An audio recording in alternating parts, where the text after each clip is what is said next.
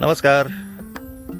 आज आपण देवळा तालुक्यातील प्राथमिक आरोग्य केंद्र खर्डा अंतर्गत आरोग्यवर्धिनी केंद्र आयुष्मान आरोग्य मंदिर रामेश्वर या ठिकाणी आलेलो आहोत. नुकतीच या आरोग्यवर्धिनी केंद्राची एनकॉस स्टेट असेसमेंट संपन्न झालेली आहे आणि एनकॉस स्टेट असेसमेंटसाठी क्वालिफाय होण्यासाठी काय तयारी केली पाहिजे याची माहिती येथील संबंधित समुदाय आरोग्य अधिकारी आणि इतर कर्मचाऱ्यांच्या माध्यमातून आपण या ठिकाणी घेणार आहोत. चला तर मग भेटूया येथील सर्व अधिकारी आणि कर्मचारी वृंदांना.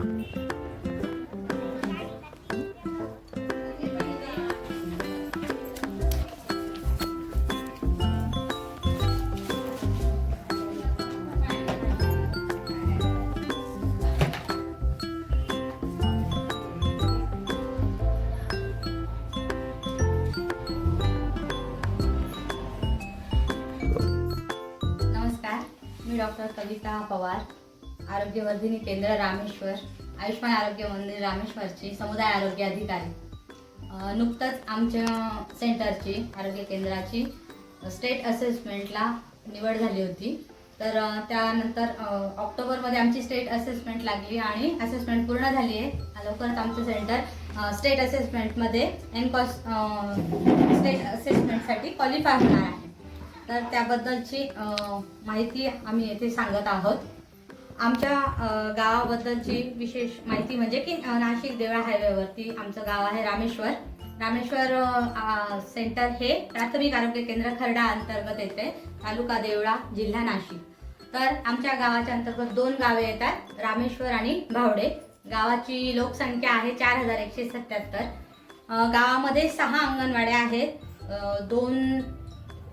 दोन्ही गावांच्या मिळून 6 अंगणवाड्या आहेत. एकूण झेडपी स्कूल म्हणजे गव्हर्नमेंटचे जे शाळा आहेत त्या 5 शाळा आहेत. त्यामध्ये 4 प्राथमिक शाळा आणि 1 आश्रमशाळा, शासकीय आश्रमशाळा आहेत. त्याचप्रमाणे गावात काही खाजगी हायस्कूल पण आहेत. ते 4 हायस्कूल आहेत दोन्ही गावांचे मिळून. आणि ह्या एकूण सर्व मिळून आमच्याकडे 15 शाळा होतात. नंतर विशेष म्हणजे आमच्या स्टाफबद्दल बोलूया. आमच्याकडे परमानंटच्या आरोग्य सेविका आहे श्रीमती बोरसे आणि आरोग्य सेवक आहे श्री कापडनीस. याशिवाय दोन्ही गावांच्या मिळून आमच्याकडे 4 आशा आहेत. रामेश्वरमध्ये 3 आणि भावडेमध्ये 1 अशा एकूण 4 आशा आहेत. तर आता आपण आपल्या आरोग्य केंद्राबद्दल म्हणजे एनकॉसची आम्ही कशी तयारी केली, त्यानंतर आम्हाला असेसमेंटला काय काय नवीन गोष्टी माहिती झाल्या, नवीन वेगवेगळ्या गोष्टी आम्ही ॲड केल्या, तर त्याबद्दलची आपण माहिती घेऊया. आता आपण बाहेरच्या भागापासून सुरुवात करूया. इथे सेंटरला आल्यानंतर सगळ्यात पहिले आपल्याला साईन बोर्ड दिसतो आपल्या आरोग्यवर्धिनी केंद्राचा, आयुष्मान आरोग्य केंद्र हा आम्ही इथे बनवला आहे. त्यानंतर बाहेरच्या भागामध्ये स्टाफ पार्किंग आणि या साईडला पेशंट पार्किंग केलेलं आहे.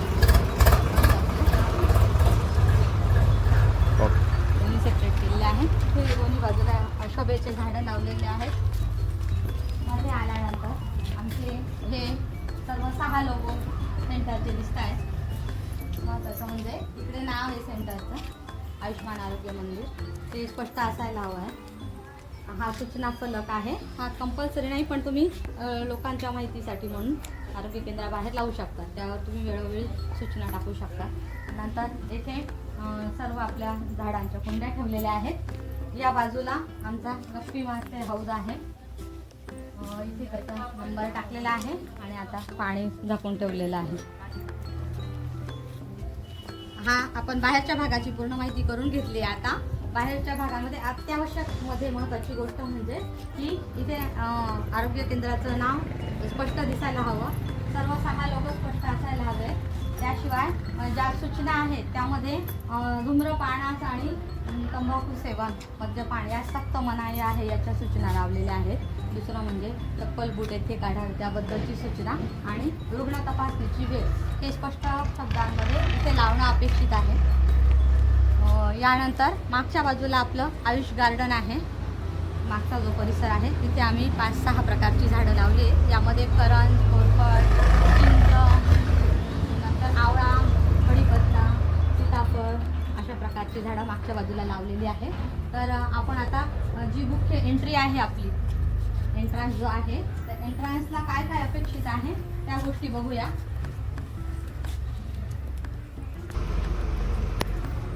आता आपण मधल्या भागाची पाहणी करणार आहोत. यामध्येही पुन्हा एकदा ज्या आपला IC आहे, सूचना आहे, त्यामध्ये सगळ्यात महत्त्वाचं म्हणजे आरोग्य केंद्राचं नाव पुन्हा एकदा मधल्या बाजूस पण असणं अपेक्षित आहे. त्याचसोबत रुग्ण तपासणीची वेळ हे आणि धूम्रपान आणि मद्यपानास सक्त मनाई आहे, म्हणजे नो स्मोकिंग एरिया, धूम्रपान निषेध क्षेत्र, हे दोन्हीही महत्त्वाच्या गोष्टी इथे लावणं गरजेचं आहे. त्याचसोबत ग्रामस्थांची सनद, सिटिझन चार्टर, रुग्णांसाठी किंवा ग्रामस्थांसाठी काय काय हक्क आहेत त्याबद्दलची माहिती याच्यामध्ये आहे, ते डिस्प्ले करणं महत्त्वाचं आहे. त्याशिवाय अजून आपले लसीकरण सत्र असेल किंवा इतर कुठले आपण कार्यक्रम घेतो त्याच्याबद्दलची थोडक्यात माहिती लावता आली तर ती लावू शकतो. आणखी महत्त्वाची गोष्ट म्हणजे आपल्या ज्या समिती आहेत, जन आरोग्य समिती, ग्राम आरोग्य पोषण स्वच्छता समिती म्हणजे JAS, VHNSC आणि गुणवत्ता आश्वासन समिती, ह्या तीनही समितींबद्दलची माहिती म्हणजे एनकॉस कमिटी जी आपली आपण बनवली ती याबद्दलचा इथे डिस्प्ले करायचं आहे आपण माहिती द्यायची आहे. त्याचे सदस्य कोण आहेत आणि त्यांचा काय पद आहे याबद्दलची माहिती इथे असणं एक्सपेक्टेड आहे. या भाग आहे यामध्येच आपलं प्रतीक्षालय असणं अपेक्षित आहे. प्रतीक्षालय आमचं त्या मानाने छोटं आहे, पण जिथे आपलं प्रतीक्षालय असेल तिथे प्रतीक्षालयाचा बोर्ड लावणं गरजेचं आहे. आणि प्रतीक्षालयामध्ये स्वच्छता पाळा, शांतता पाळा या संबंधीच्या सूचना तिथे डिस्प्ले करणं गरजेचं आहे. त्यानंतर आपण डाव्या बाजूला बघूया. इथे आपण सूचना पेटी लावलेली आहे. सूचना पेटी म्हणजेच गावकऱ्यांच्या काही तक्रार असतील किंवा काही सजेशन्स असतील, सूचना असतील तर त्यांनी यामध्ये टाकणं अपेक्षित आहे. सूचना पेटीवर दर महिन्याला एक ठराविक तारीख तिथे त्याचा उल्लेख करणं आवश्यक आहे की ह्या तारखेला सूचना पेटी उघडण्यात येते. त्यासाठी संपर्क म्हणून समुदाय आरोग्य अधिकारी यांचा फोन नंबर व नाव टाकणे गरजेचे आहे. त्याचसोबत पेन आणि पेपर तिथे असायला हवं की ज्यांना सूचना लिहायची आहे किंवा तक्रार करायची आहे ते लगेच लिहून त्या सूचना पेटीत टाकू शकतात. आता आपण अंतर्गत भागाची तयारी कशा पद्धतीने केलेली आहे त्याबद्दल माहिती करून घेऊया. इथे महत्वाच्या 3 गोष्टी, 3 टेबल आहेत आपले. समुदाय आरोग्य अधिकारी, दुसरा आरोग्य सेविका आणि आरोग्य सेवक. तर यामध्ये आपण 3 प्रकारची महत्वाची आपली जी स्टेप आहे की कोणताही पेशंट किंवा रुग्ण आपल्याकडे आल्यानंतर त्याची नाव नोंदणी करणे, त्याला केस पेपर देणे, हे काम आरोग्य सेवक करतात आमच्याकडे. दुसरं म्हणजे ज्या पेशंटची नाव नोंदणी झाली आहे त्यांची आरोग्य तपासणी ही समुदाय आरोग्य अधिकारी करतात. त्यानंतर त्यांना जे मेडिसिन दिलेले आहे ते मेडिसिन औषध वितरणाचं काम आरोग्य सेविका करतात. तर इथे आमचं मेडिसिन काउंटर आहे, तिकडे रजिस्ट्रेशन काउंटर आहे. रजिस्ट्रेशन काउंटर आरोग्य सेवक बघतात.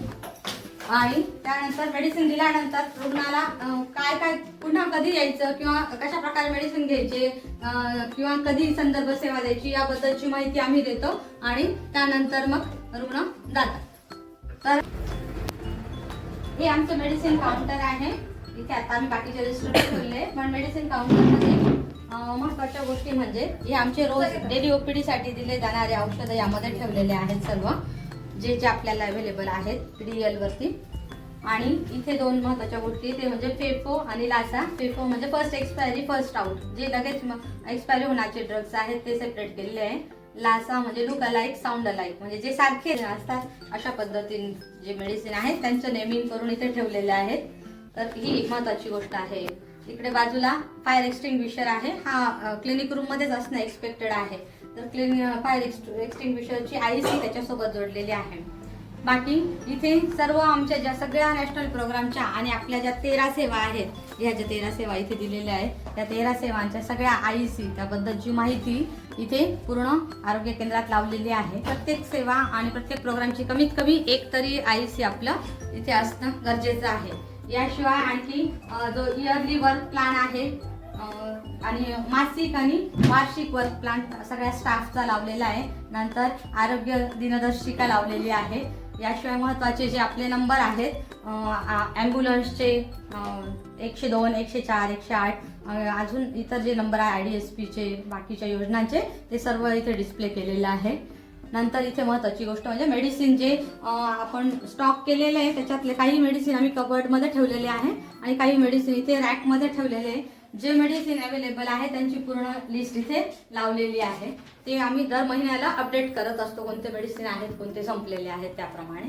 इकडे उपकेंद्राचे सगळे डिटेल्स वगैरे लावलेले आहेत आणि सर्व याची आईस इथे आहे. यानंतर आपण मध्ये बघणार आहोत क्लिनिक रूम. नंतर दुसरी महत्वाची रूम आहे लेबर रूम.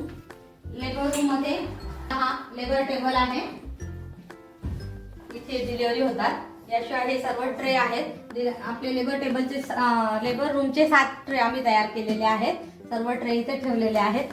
सगळ्या ट्रेवरती त्यामध्ये काय काय मेडिसिन आहे, काय काय इक्विपमेंट्स आहे त्याची सगळ्यांचा डिस्प्ले इथे आहे.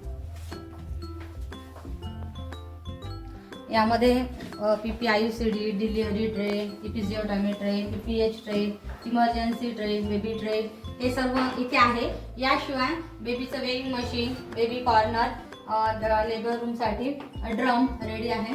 नंतर इथे जे आहे ते नेब्युलायझर, निओनेटल रिसर्च आणि त्याच्याशी रिलेटेड सगळे इक्विपमेंट्स इथे ठेवलेले आहेत, ग्लोव्ज वगैरे. आणि या सर्व जे यामध्ये जे सगळे जे आहेत इंजेक्शन्स किंवा टॅबलेट्स जे काही आहे त्या सर्वांची एक्सपायरी डेट इथे डिस्प्ले केलेली आहे त्या बाजूला. ते महत्वाचे आहे. काय लेबर रूमची महत्वाची गोष्ट म्हणजे की इथे याचे सगळे आईसी आपल्याला लावणं गरजेचं आहे. त्यामध्ये 3rd स्टेज ऑफ लेबर, नंतर PPH, इक्लाम्शिया आणि निओनेटल रिसस्किटेशन हे सर्व स्थानिक भाषेत म्हणजे लोकल लँग्वेजमध्ये मराठीमध्ये हे लावणं गरजेचं आहे, कारण की डिलिव्हरी होताना काही प्रॉब्लेम आला तर त्याबद्दलचं माहिती मिळू शकेल. हे आमचा लसीकरण कक्ष आहे. लसीकरण कक्षामध्ये इथे आम्ही लसीकरणाची सर्व माहिती त्याबद्दलचे त्याच्याशी संबंधित असलेले सगळे जे इक्विपमेंट्स आहेत ते सर्व इथे ठेवले आहे. म्हणजे syringe, needle, AFI kit, hub cutter, नंतर वॅक्सिन ट्रे हे सर्व इथे अवेलेबल केलेले आहे. त्याचसोबत इथे सर्व जी प्रसूती नंतर आम्ही ही रूम पेशंटला ठेवण्यासाठी, त्यामुळे हा बेड इथे आहे प्रसूतीनंतरचा. आणि याबद्दलची जी आहे म्हणजे पोस्ट लेबर जे काळजी घ्यायची आहे त्याची आईसी इथे आहे. तसंच वॅक्सिनेशनची म्हणजे लसीकरणाच्या अंतर्गत जी आईसी आहे ती पण इथे लावली. याच्यामध्ये ॲड्रिनलिनचे डोस, PEP म्हणजे पोस्ट एक्सपोजर प्रोफायलेक्सिस वगैरे काय आहे त्याबद्दलची माहिती याच्यात दिलेली आहे. हे AFI किट आहे, त्याच्यामध्ये सगळे जे मेडिसिन आहे त्याची लिस्ट इथे आहे आणि याच्यासोबत याचा फॉर्म याच्यामध्ये ठेवलेला आहे.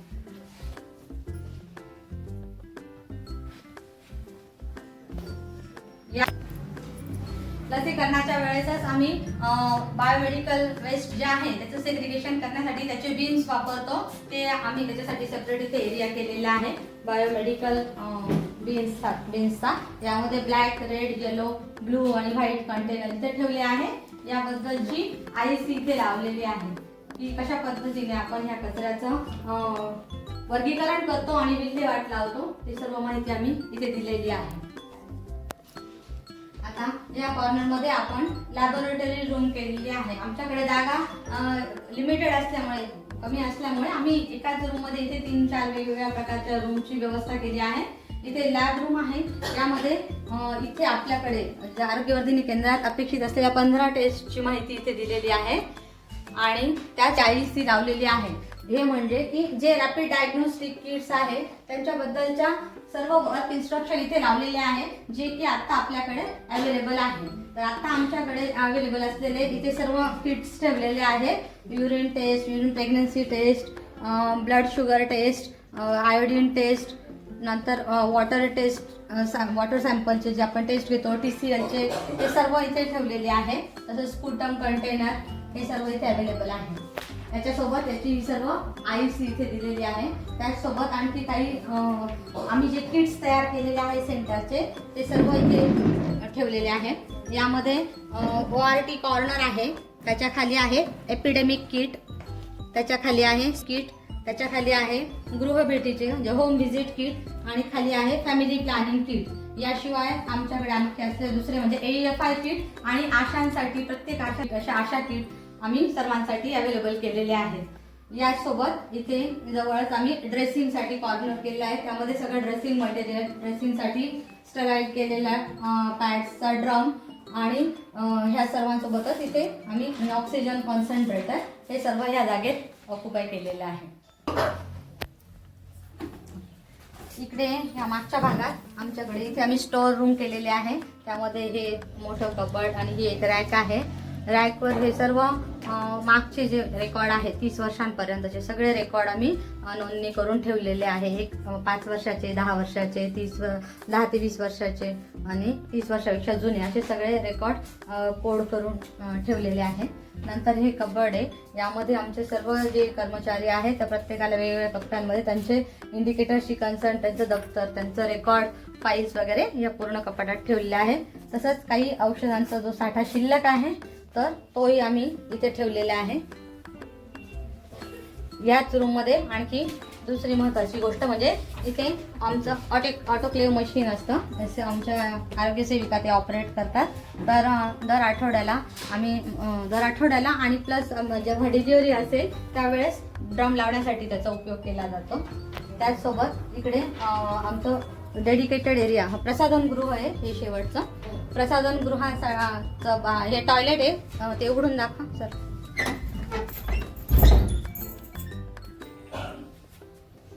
तर आमचे जे अटेंडंट आहे, अटेंडंटची पोस्ट रिकामी असल्यामुळे आम्ही डेली वेजेसवर अटेंडंट ठेवलेले आहेत. तर ते रोज क्लिनिंग करतात. क्लिनिंगची दुसरी महत्त्वाची गोष्ट म्हणजे आम्ही 2 बकेटच्या ऐवजी आम्ही 3 बकेट सिस्टीम यूज करतो. पण आपल्याला अपेक्षित आहे की 2 बकेट सिस्टीम वापरली तरी चालेल. त्यामध्ये पहिली बकेट स्वच्छ पाणी, दुसरी डिटर्जंट पाणी आणि तिसरी क्लोरीन सोल्युशन असं आम्ही वापरतो. तर त्याऐवजी फक्त आपण एक स्वच्छ पाणी आणि क्लोरीन सोल्युशन असंही वापरू शकतो. हे वॉश बेसिन आहे. इथे टॉवेल आणि त्याची IEC जे हँड वॉश टेक्निकचं आहे आणि लिक्विड हँड वॉश हे सर्व इथे असणं अपेक्षित आहे, ठेवलेलं आहे. तर इथे आम्ही जी क्लिनिक रूम आहे यामध्ये आपल्या इथे एक्झामिनेशन ट्रे आहे आणि इथे आमचे सर्व रजिस्टर आता आम्ही मांडून ठेवलेले आहे बघण्यासाठी म्हणून. तर यामध्ये सगळं ऑफलाईन रेकॉर्ड हे सर्व रजिस्टर आहे. कमीत कमी 80 ते 100 रजिस्टर आहेत. ते वेगवेगळ्या प्रकारचे म्हणजे सगळ्यांचे इंडिकेटर आहे. आशा, ANM, MPW आणि CHO यांच्या सर्व इंडिकेटरशी संबंधित ऑफलाईन रेकॉर्ड या रजिस्टरमध्ये आहे. ऑनलाईन रेकॉर्ड आम्ही सर्व PC, टॅबलेट, मोबाईलमध्ये वेगवेगळ्या ॲपमध्ये ते सर्व कव्हर करत असतो. अशा प्रकारे एनकॉससाठी आम्ही ही पूर्वतयारी केली होती आणि त्यानंतर स्टेट असेसमेंट झाल्यावर जे गॅप ॲनालिसिस केले गेले, गॅप फाइंडिंग केले त्याबद्दलची तयारी आम्ही नंतर केली, जी की आम्हाला पुढे नॅशनल सर्टिफिकेशनसाठी उपयोगी पडेल. धन्यवाद.